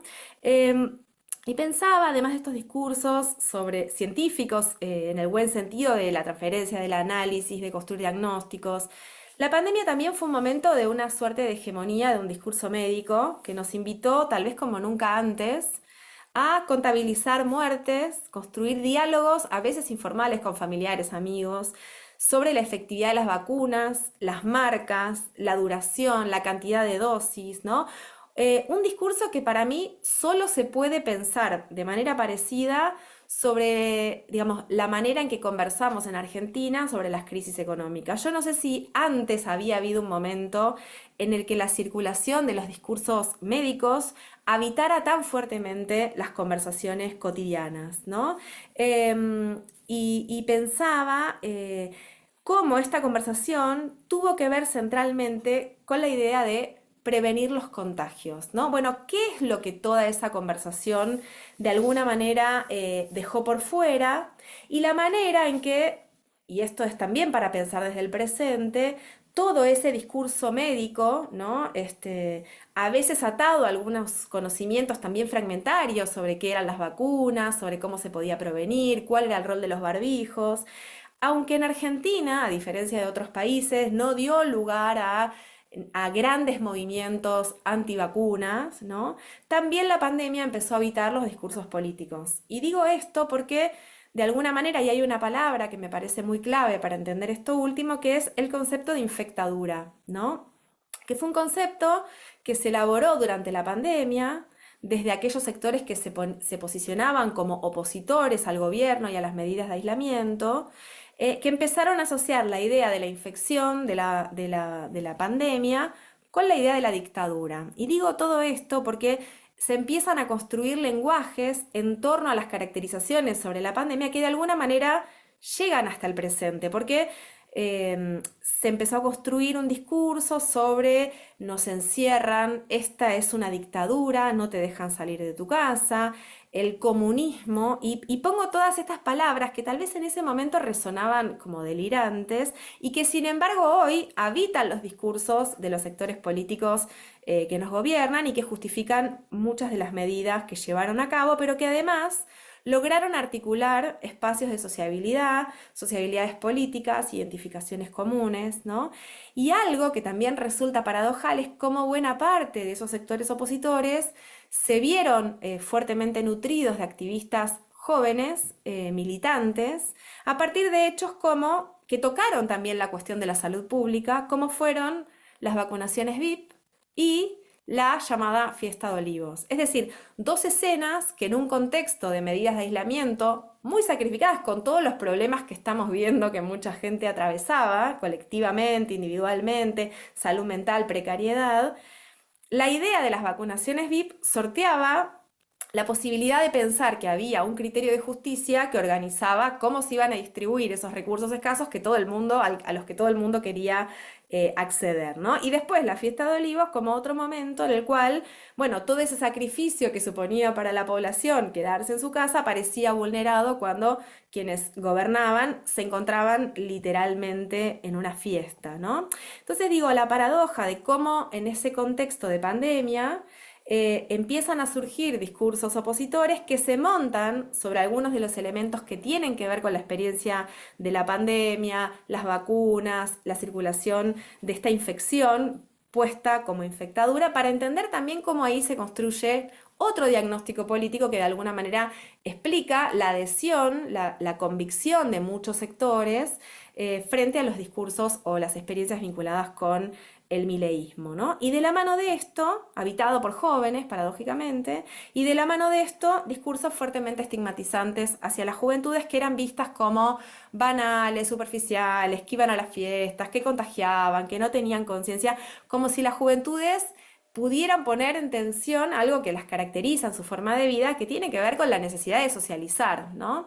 Y ahí la paradoja de que, por ejemplo, las manifestaciones opositoras al gobierno de Alberto Fernández y a las medidas de aislamiento se convirtieran en espacios de sociabilidad, donde muchos jóvenes iban para encontrarse con otros, porque no había otra manera más que vulnerar esas medidas de aislamiento. Y hago este recorrido porque esto nos lleva a una tercera cuestión que quería plantear, es la emergencia de estas sensibilidades libertarias. Y no voy a hablar de los militantes libertarios, sino estas sensibilidades libertarias que de alguna manera supieron construir un diagnóstico por momentos razonable respecto del Estado. Un Estado que te dice el Estado te cuida, pero que para buena parte de la población la presencia de ese Estado es problemático. Entonces, esta idea de que todo lo que toca el Estado lo contamina, lo contagia, que el Estado te cuida, pero están los que se vacunan primero, que el Estado no está lo suficientemente presente dentro de los ámbitos donde transcurre nuestra vida cotidiana, y los dos lugares que enuncian estas sensibilidades libertarias tienen que ver con la salud pública y con la educación, pero el problema de cómo la idea del Estado se va a poner en crisis. Si teníamos un Estado que tenía problemas, creo que el principal de los problemas que encontramos ahora es cómo reponer una idea acerca del valor de lo público y de un Estado que con sus problemas genera buena parte de las políticas públicas, de las leyes, de las normativas sobre las cuales estamos hablando, y que en definitiva son lo que garantiza que buena parte de niños, niñas, jóvenes y adolescentes puedan tener acceso a la salud pública y puedan resolver buena parte de los problemas sobre los cuales estábamos hablando hace un ratito. Entre ellos, la cuestión de la salud mental, que aunque, igual voy a volver en un momento sobre esto, ¿no? Entonces, ¿cómo podemos pensar en esta narrativa de arreglate solo o salvate solo? ¿Puede haber un emprendedor de la salud mental? Y volviendo al rol que tuvieron las ciencias sociales, claro que no, ¿no? Claro que no. En esto que planteaba Ana Clara, ¿no? La necesidad de la referencia de un otro, de una otra, un interlocutor, un Estado que financia activamente estas políticas públicas. ¿Cómo hacemos? Digo, si las ciencias sociales supimos tener a través de buena parte de estos informes, de estos discursos que pudimos echar a rodar en entrevistas públicas, en informes, una idea sobre cómo diagnosticar lo que estaba pasando en la pandemia, pienso, y de cara a cómo seguimos, cómo podemos desde las ciencias sociales aportar a construir y a reponer la relevancia que tiene el Estado para poder abordar todas las agendas que tienen que ver con niños, niñas, jóvenes y adolescentes, ¿no? ¿Cómo hacemos para deconstruir algunos de los argumentos que piensan que, por ejemplo, quien tiene acceso a la asignación universal por hijo es un planero? ¿Cómo discutimos las narrativas estigmatizantes sobre el Estado? ¿Cómo desde las ciencias sociales podemos aportar ahora no entre nosotras y nosotros, que creo que hay una convicción respecto de la importancia que tiene esto, sino cómo ayudamos a pensar discursos vinculados con la transferencia social, como supimos hacer durante la pandemia, para reponer el valor del Estado? Obviamente que el contexto no ayuda, pero creo que es tal vez nuestro principal desafío de cara a cómo pensar, cómo desmontar dentro de estas sensibilidades libertarias que mostraron los claroscuros del Estado el valor que tienen cada una de las políticas públicas, de las intervenciones sobre las cuales fuimos haciendo enunciaciones, cada quien informado desde su campo de investigación, ¿no? Para poder hacer un aporte a la divulgación, a la construcción de un sentido sobre la relevancia del Estado. Sabemos que el Estado tiene una situación de crisis, pero ¿cómo hacemos para ir en contra de esas narrativas que piensan que el valor de lo público está, en estado de extinción, ¿no? Entonces, la invitación sería a pensarnos en un estado distinto de la pandemia, pero en una coyuntura, en un hito parecido al de la pandemia, En cuanto al desafío de mostrar, construir y divulgar la relevancia que tiene la presencia del Estado, la inversión en políticas públicas para poder atender a cada una de las problemáticas que estuvimos trabajando y que seguiremos conversando sobre niños, niñas, adolescentes y jóvenes. Y con eso terminaría. Gracias. Muchísimas gracias, Melina. Yo, digamos, antes de dar paso al intercambio, quería comentar un par de cosas, y es que evidentemente la planificación que hicimos salió a la perfección porque, digamos, las expositoras han tomado lo que han sido las líneas disparadoras, digamos, en el nivel que justamente nos ayuda a complejizar el abordaje de los temas atravesados por el contexto. Y ahí, digamos, quiero, digamos, de mi parte decir solamente, digamos, que desde el observatorio nosotros hicimos digamos, unas líneas al final de consideraciones, que vemos a los niños, los adolescentes y los jóvenes como un grupo poblacional con afectación distintiva en la pandemia y en la pospandemia, tanto en estudios de alcance global como regional, nacional y local. En tal sentido, nos hacemos eco de la importancia de la salud mental de adolescentes y jóvenes, que la pandemia se instaló de modo ineludible y que nos exige incluirlo en forma transversal en las investigaciones y en todos los análisis que tengan en cuenta este segmento poblacional, que reconocemos la pandemia como un evento que excede los aspectos sanitarios inmediatos. Creo que además todos, digamos, las exposiciones han abundado y dado mucho más letra para pensar en esto. Esto tanto en la trayectoria de los adolescentes y jóvenes, como también pensar en el tema de las familias y pensar, digamos, en una proyección a escala población en general. Y, digamos, y en esto pensar más allá del tema del encierro, la interrupción, la alteración de las trayectorias de vida, el estudio, el esparcimiento, los vínculos de pertenencia y las redes, y lo que muchas veces se escucha dentro de la voz del sentido común: los adolescentes, los jóvenes están rotos, ¿no? Y venimos escuchando eso a repetición y nos duele muchísimo porque, digamos, así como, digamos, Ana Clara contaba del trabajo de campo, yo quiero decir que nosotros también, desde el Observatorio de Adolescentes y Jóvenes, el año pasado estuvimos haciendo una encuesta de trayectorias, digamos, que en principio focalizamos en adolescentes y que la viabilizamos en claves de zonas vulnerables del Gran Buenos Aires, tanto, digamos, en la zona norte como en zona sur y en zona oeste.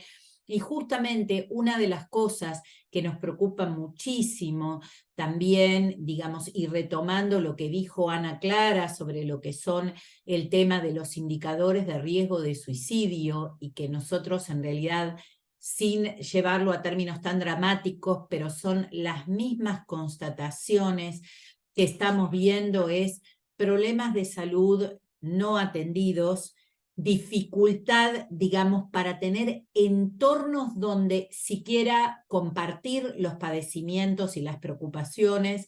Y esto es algo que todos los que vamos a hacer en este momento, estamos haciendo la parte cualitativa, que estamos haciendo entrevistas grupales, y volvemos desarmados porque nos damos cuenta que los adolescentes no saben a quién recurrir, no tienen la menor idea qué hacer cuando están atravesados por problemas, cuando los interpelamos a través de situaciones. Digamos, en esto, bueno, Denise y Joana son las que han, digamos, promovido una cantidad de actividades y situaciones como casos testigos, y nos damos cuenta que están desarmados. digamos, y justamente este desarme es al que nosotros nos preocupa muchísimo, digamos, porque, digamos, lo que vemos es, digamos, contextos, digamos, de mucho desaliento, de mucha desmoralización, tal como Melina pone bien digamos, el acento en lo que es el retiro del Estado, pero el retiro del Estado en lo social y el aumento del Estado en lo penal. ¿No? Esto imposible no terminar con esta reflexión cuando el Observatorio de Adolescentes y Jóvenes hace muchísimos años atrás había empezado mirando el despliegue de las agencias de control social penal, y lo que vemos es el avance de un punitivismo combinado, donde hay muchos recursos para poner en la represión y en las fuerzas del orden, digamos, pero no hay recursos para los comedores. No hay recursos para las políticas públicas, no hay recursos para la educación, no hay recursos para la infraestructura. Entonces, en ese contexto, si pensamos como datos que agravan y que todo el tiempo nos golpean como cachetazo de la realidad, hablábamos de los temas de la octava ronda, pero la semana pasada salió el informe de la seguridad alimentaria de la Defensoría de Niñas y Adolescentes, digamos, hablando de las consecuencias que esto tiene en términos, digamos, de futuro, cuando hablamos de valores nutricionales y de chicos que en realidad en su primera infancia no tienen los elementos necesarios para crecer bien. Digamos, cuando vemos también el último informe que estuvo saliendo en los medios de la UCA sobre pobreza y los datos de UNICEF que ya hablan directamente de un 60%. ¿No? De chicos, de la infantilización de la pobreza y de chicos que en realidad, digamos, están en esa situación desventajosa en lo que son después las desventajas acumuladas para empezar procesos de crecimiento. En este sentido, justamente nos parece que cualquier temática, digamos, hay que problematizarla en forma transversal y bueno, y por eso me parece, digamos, que el encuentro de pensar y de pensar juntos es un aporte. Bueno, dicho esto, me gustaría que, digamos, abrir los últimos minutos que tengamos para el intercambio, desde ya que les agradezco muchísimo, digamos, las participaciones a Ana Clara y a Melina, porque la verdad que han sumado una cantidad de valor, justamente, digamos, poniendo, digamos, de manifiesto lo que también dijo Melina en un momento, el valor de las ciencias sociales. Porque sobre todo en este contexto que estamos siendo tan atacados, digamos, los investigadores, todas somos investigadoras de CONICET, y las ciencias sociales es muy necesario también poner en valor lo que hacemos. Y por eso me parece que, digamos, este tipo de eventos que tengan que ver con conocimiento riguroso, pero también debate y divulgación, tienen que ser como una línea de acción de ahora en más. Bueno, dejo para que, digamos, seguramente hay alguien que quiera, digamos, decir algo, hacer algún intercambio, una pregunta. Bueno, escuchamos.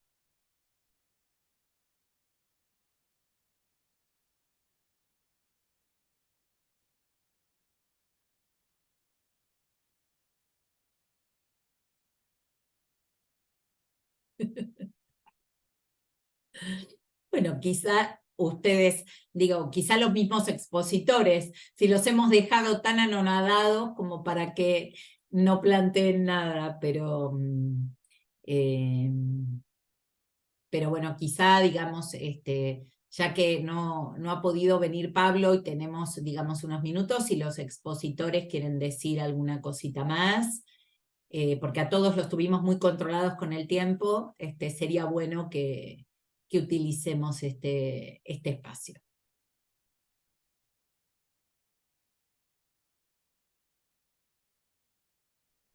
Yo solo un comentario, aparte de agradecerles tanto a Ana Clara como a Melina, y lo saben, lo que alivia que los ejes propuestos les hayan resultado significativos, porque uno es medio como que tira ahí a ver qué pasa, pero sí, ese alivio y también la dedicación que le dieron a la lectura del informe para que efectivamente fueran preguntas disparadoras las que surgieran después de eso. Vamos a quedar en contacto sin duda para darle forma al material intercambiado acá, vamos a ver cuál será esa forma, lo conversaremos también, pero de mi parte les quiero agradecer porque también me parecía importante dejar esta octava encuesta de UNICEF donde no se dice salud mental, pero está todo el tiempo dando vueltas, ¿no? En relación a todo lo que veníamos conversando. Y desde ahí ustedes tomaron también para darle continuidad.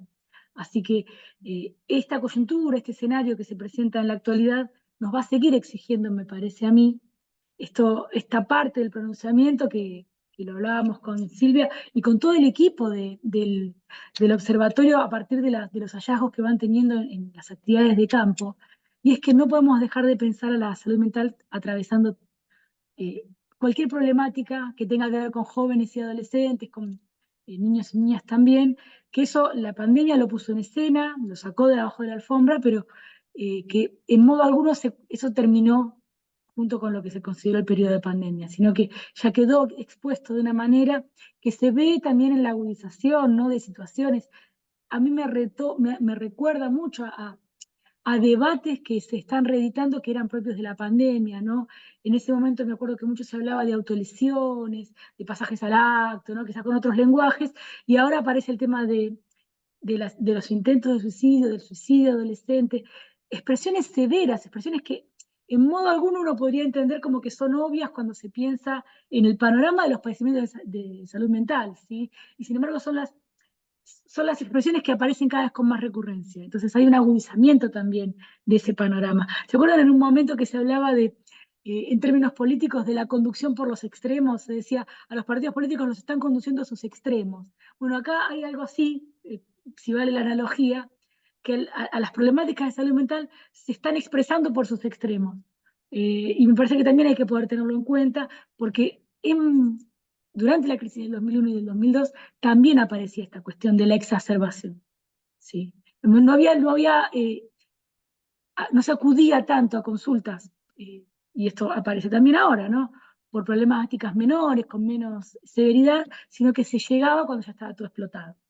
Y creo que ese es un escenario que vos, Ana Clara, lo estás identificando, lo venís planteando desde investigaciones anteriores y desde distintos espacios, incluso yo no quería comentarte, pero hicimos un trabajo muy pequeño en un solo hospital y aparecía tanto la cuestión de la violencia de género como el corte de género también. Durante la pandemia decían 9-1 las internaciones de mujeres.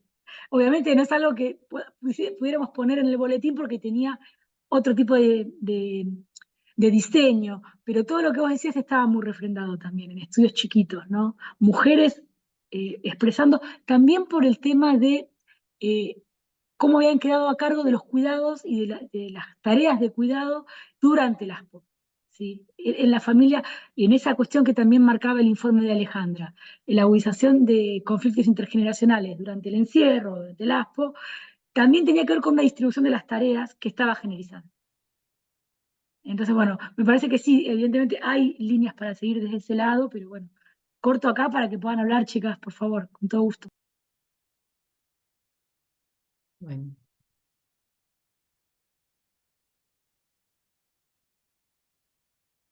No, simplemente me encantó el intercambio, me parece que es necesario, que es importante, que necesitamos pensar colectivamente, que no hay otra. Y esto también me gustó la participación de Melina, que tal cual, yo cuando leía el informe un poco pensaba en Melina, y decía, pobre Meli, ¿por qué viene como... Y la verdad es que hiciste ahí una vuelta súper interesante y en pensar en un montón de aspectos que tal vez no habíamos mencionado y que están presentes y que sabemos que están presentes, pero traerlos en la mesa, volverlos a poner. Entonces, en ese sentido, me parece que estas instancias, cuando se dan de esta manera y cuando no son, y cuando se hace el trabajo y se piensa, me parece que están buenísimas porque nos ayudan a pensar colectivamente, que es lo que estamos necesitando, ¿no? En esta línea. Y por otro lado, algo de lo que decías vos, Euge, a mí me encanta el trabajo de campo y estar en relación y ahí mano a mano con los sistemas de salud, con los que están dando respuesta, porque también ahí aparecen esto, no tenemos la investigación concreta, el dato duro, la cosa, pero ellos tienen una percepción y una sensación y unas preguntas interesantísimas que muchas veces, para mí, terminan siendo mucho más interesantes que las de los congresos hiperespecializados en los que terminamos intercambiando las ideas. Entonces, son las preguntas, nosotros tal vez estamos en la academia, en algún lado debatiendo algunas cuestiones y los servicios de salud van por otro lado, se están haciendo otras preguntas mucho más interesantes muchas veces y no cuenta con el tiempo de llevar a cabo las investigaciones. Entonces, ahí también me parece que no perder esto de estos datos que vos traes, aunque no sean los precisos, pero que son importantes para pensar en las investigaciones futuras, en los datos que necesitamos. Muchísimas gracias, Ana. Bueno, Meli, si querés decir las palabras de cierre. Sin No, bueno, presión. no, agradecerles, pienso que eso, hay un espacio de diálogo, de divulgación que va a ser muy necesario, entender el contexto de las políticas, inclusive para las que sigan existiendo, ¿no?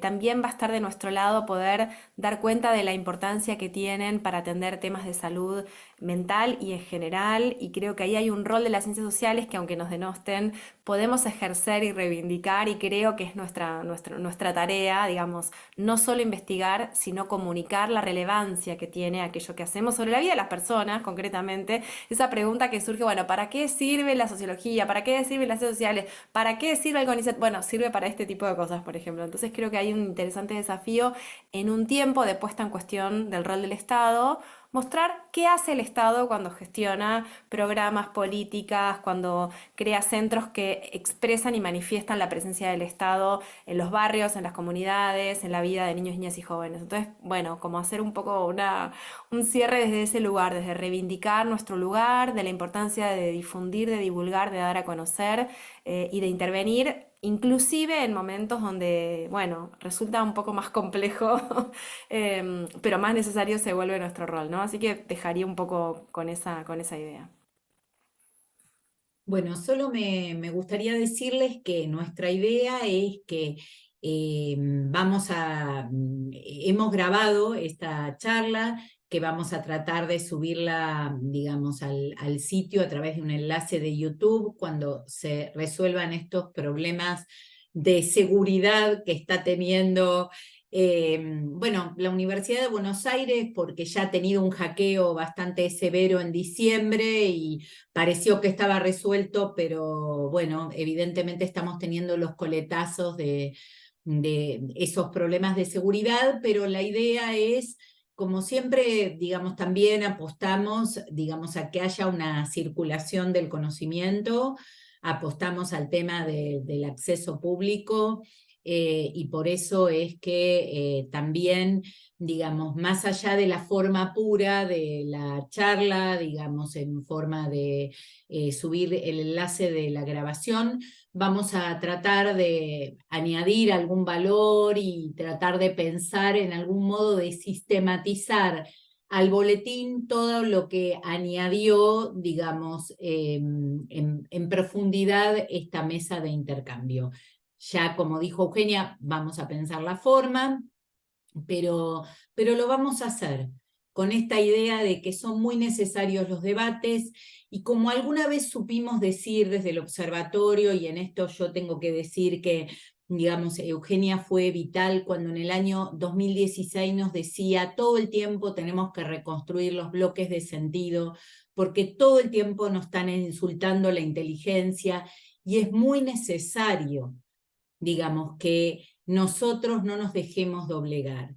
Y creo que muchos de nosotros, los que nos sentimos todavía muy, digamos, muy dolidos por lo que está pasando, que todavía estamos azorados por no entender, pensamos que podemos resistir justamente porque también hemos hecho digamos, una tarea de resistencia intelectual a lo que es el desarme moral y al tema de, digamos, la producción deliberada de desconocimiento y de confusión.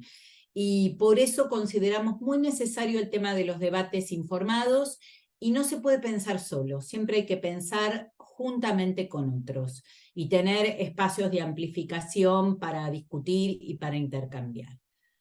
Bueno, yo no sé si alguien quiere decir algo más, si no, tal como estaba previsto cerrar para las 12 del mediodía, estamos cumpliendo con el horario y bueno, agradecerles a todos, agradecer todos los comentarios que estuvimos viendo en el chat. Y bueno, invitarlos porque ya como les contamos, el próximo boletín va a ser sobre punitivismo legislativo y ahí vamos a también a tener mucha tela para cortar. Buenos Muchas días a todos. gracias. Muchas Nos vemos. gracias. Gracias. Gracias. Gracias. Bueno. Chao, hasta luego. Muchas gracias, hasta luego. Chao, chao.